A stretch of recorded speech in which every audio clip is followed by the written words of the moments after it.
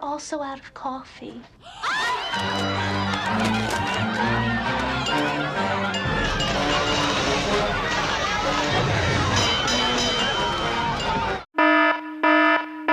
Hey everybody, welcome to another episode of the Tuesday Panic. I'm Paul Turner, your host today, and every week here on the Tuesday Panic. We have a lot of cool stuff to talk about today, so I hope that you're not panicking.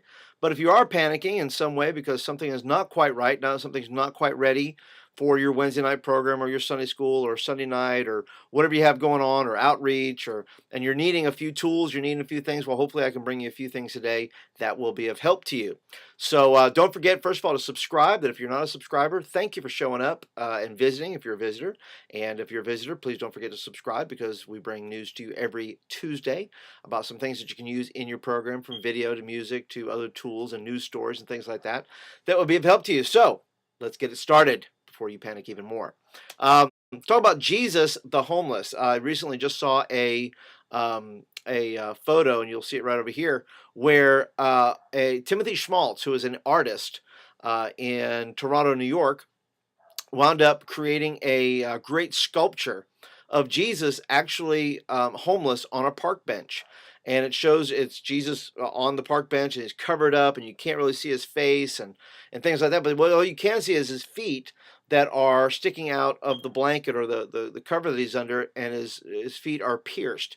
And I thought it was such a powerful, powerful image. And the irony of the story is that the Catholic Church, whom he had done it for, I believe, didn't want it. Thought it was too provocative. Thought it was too risky. Thought it was too,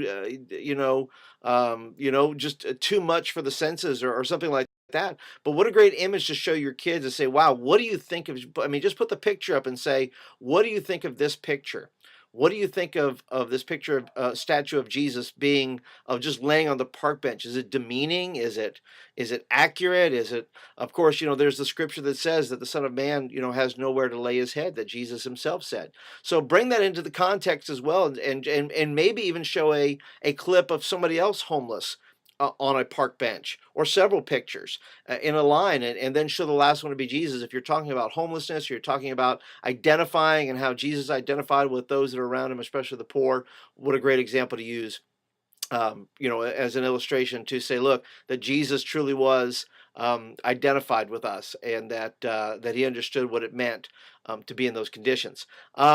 With all the talk, and I know maybe a lot of your groups have already talked about the Boston, the Boston deal and the explosions and the bombings, and it was really a hectic week, and news was just going crazy.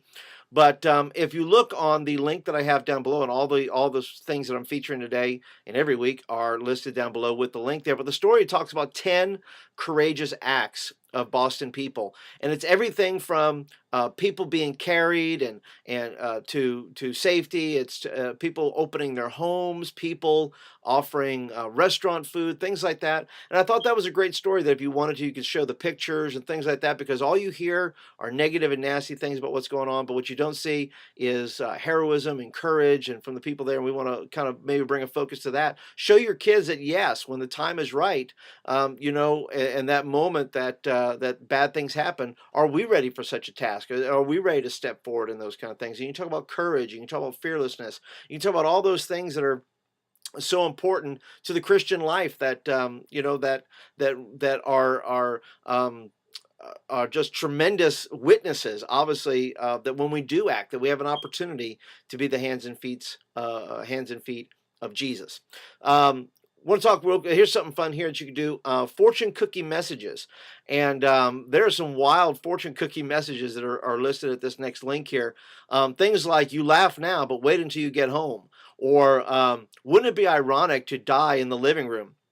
And things like that. I think those are just a crack, and there's a bunch of them on there. You could show those on your iPad or on the screen or something like that, or you could take it to the next level and talk about about how God has plans for us. That how do we know what God has for us? Well, do we look at fortune cookies? Well, sometimes fortune cookies aren't very helpful, and fortune cookies can give us junk, or fortune could give us lotto numbers or whatever that may be.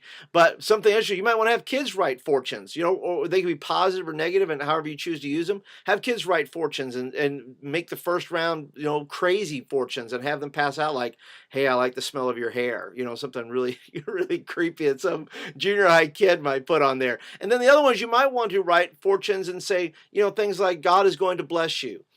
God is going to open doors of opportunity for you, and you can kind of switch it and put those things. I mean, you can find some cookies and things like that. Give it out at the end of the night. Find something to take those little rolls of paper and stuff them in there. There's all kinds of ways to use something like that, and talk about the future plans of God to be an encouragement to your group, that God is with your group and for them. A great video I just saw was called the Dove Experiment. The Dove Experiment is where people go up into a little loft there where there's an artist sitting. The artist does not see them, does not look at them when they come into the room, and the artist asks the person sitting there to go ahead and describe themselves. And as they describe themselves, he draws a picture of them and says to elaborate and things. Tell me about your nose, tell me about your eyes, tell me about your face, and things like that. Well, when she leaves, the person, or she leaves the room, another person comes in, and this person is asked to describe the person they met before. So that now they're getting two different pictures of the same person. And the way the second person sees the first person is entirely different than the way she sees herself.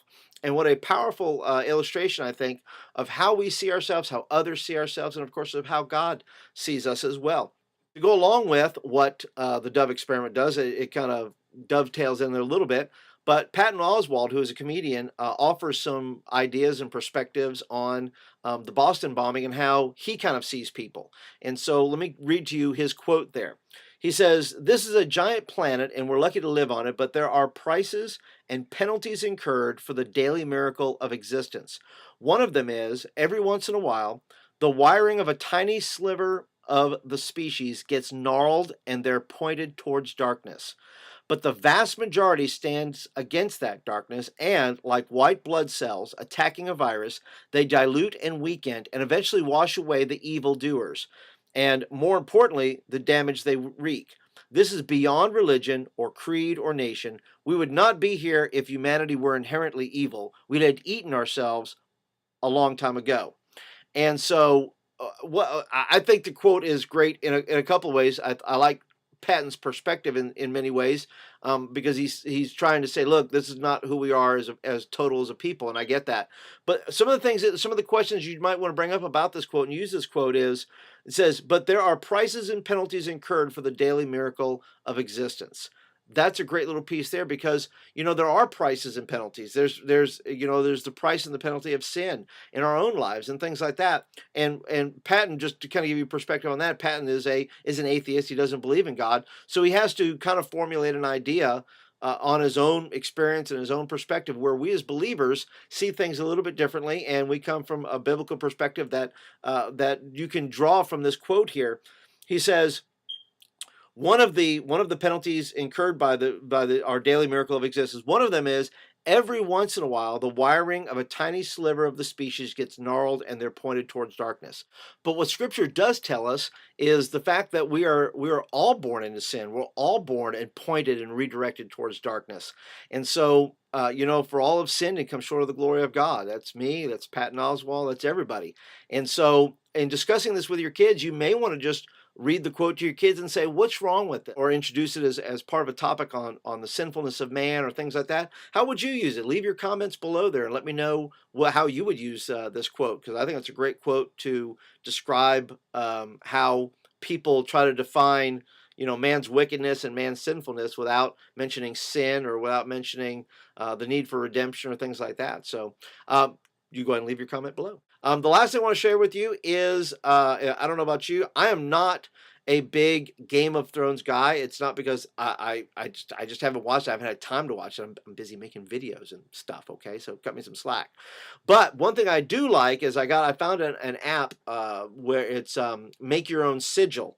And the sigils are the different banners that you can create from Game of Thrones. And they give you all little icons of technology and things like that will help you kind of create your own banner. I thought of it, well, how can we use this for our own youth ministry? Well, we do a thing every summer called Tribes, and that's going to be kind of a Game of Thrones style. And so everybody's going to have to make their own sigil. And so to do this and to use this For our youth ministry, we're going to create these little icons and let them be able to share their icons and share their sigils on Facebook and things like that to be able to gain and draw more people to their tribe. So that's one way we're going to use it. Why don't you ask, leave a comment below and say, how would you use it? I don't know. That's just how we're using it, but you could find maybe a dozen other ways to use that. And I would love to hear your opinion on how that, and I'd love to hear your opinion about all. Oh, by the way, if you want the sigil, it's jointherealm.com, jointherealm.com. And so thank you for joining me today for the Tuesday Panic. I want to hear some of your comments. How would you use any of these stories? How would you use them? How could you use them? Have you used anything we've shared with you in the past? And how did you use that? We would love your comments. Please, if you love the show, if you care about things that we're bringing to the table, just let me know. Leave a comment. Don't forget to subscribe. Thank you for being here as part of the Tuesday Panic. I'm Paul Turner, and we will see you next Tuesday. Something, here goes nothing. Watch me hit the gray button.